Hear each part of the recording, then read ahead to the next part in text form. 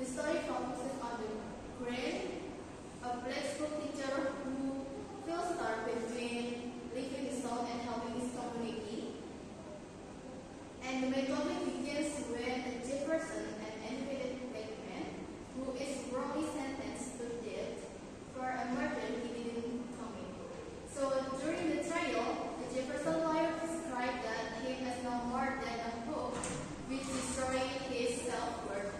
So his grandmother, Miss Emma, asked Grant to visit Jefferson in jail and teach him how to die like a man.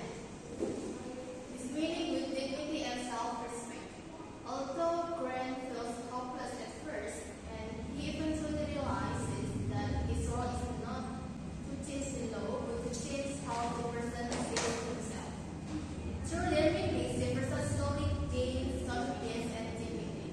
He learns that his value, life has a value, even in a just system.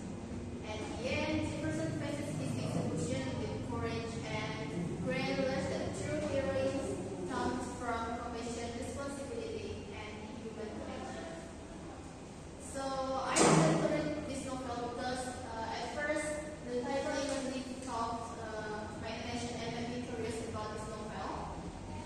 Also, the description of this novel about the unusual friendship between a young teacher and a man who will be an execution was very interesting to me.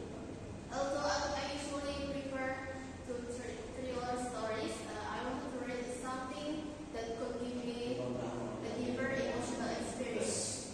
This novel promised emotional tension and meaningful life lessons, which made me eager to read it.